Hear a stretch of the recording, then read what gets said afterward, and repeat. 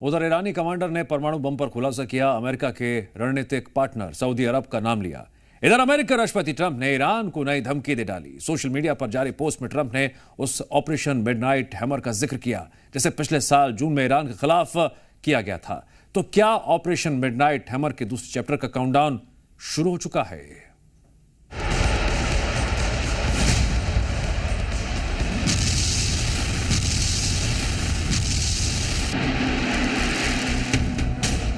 Iran के खलीफा यानी supreme leader Ayatollah Khamenei भुगत चुके हैं डोनाल्ड ट्रंप के ऑपरेशन मिडनाइट हैमर का पहला चैप्टर।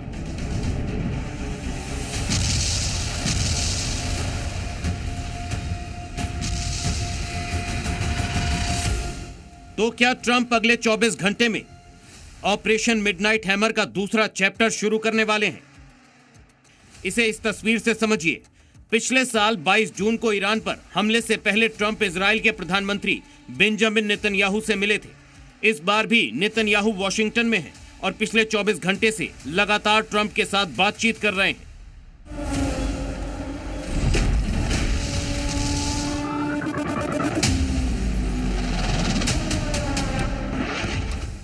इसी मीटिंग में ट्रंप ने साफ कर दिया कि ईरान अगर बातचीत के रास्ते पर आगे नहीं बढ़ता, अमेरिकी शर्तों पर डील नहीं करता, तो अगला हमला पहले से भी ज्यादा घातक होगा।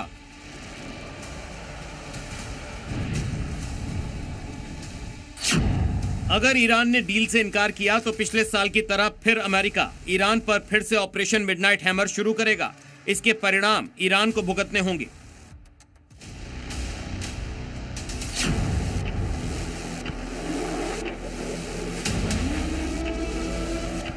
ट्रंप के इस आक्रामक रुख का पूरा अंदाजा ईरानी एजेंसियों को है, लिहाजा पहले से ही सुप्रीम लीडर को सेफ हाउस में भेजने के साथ अपने परमाणु ठिकानों को कवर कर दिया है।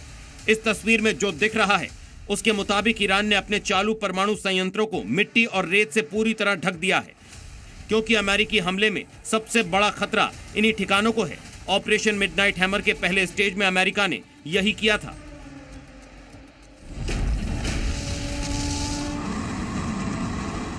अमेरिका का वो ऑपरेशन मिडनाइट हैमर शुरू हुआ था 2025 की गर्मियों में।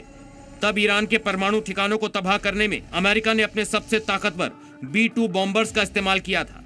इन विमानों के जरिए बंकर बस्टर्स जैसे हाईटेक बम का इस्तेमाल कर ईरान के 3 परमाणु ठिकानों को तबाह करने का दावा किया था। नतांज ये ईरान का बड़ा एटॉमिक फैसिलिटी सेंटर है। इस साइट पर 9 एटम बम बनाने जितना यूरेनियम है। फोर्डो प्लांट नतांज के बाद दूसरा बड़ा परमाणु केंद्र है। जमीन से 295 फीट नीचे यहाँ यूरेनियम की सफाई होती है। इस्फहान सेंटर ये ईरान का परमाणु टेक्नोलॉजी सेंटर है, जहाँ कच्चे यूरेनियम को गैस में बदला जाता है।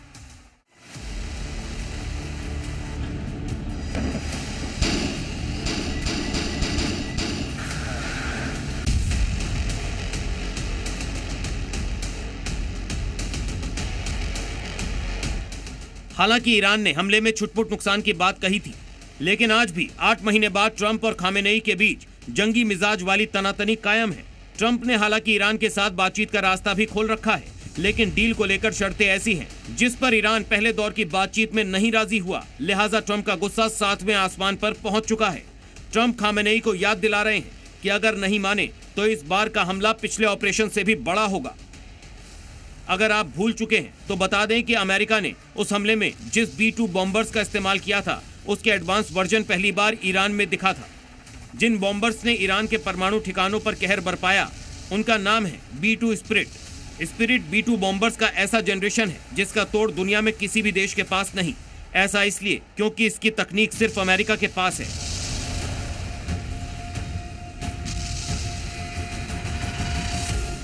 इस फाइटर जेट की तकनीक अमेरिका ने इजराइल जैसे करीबी दोस्त को भी नहीं दिया।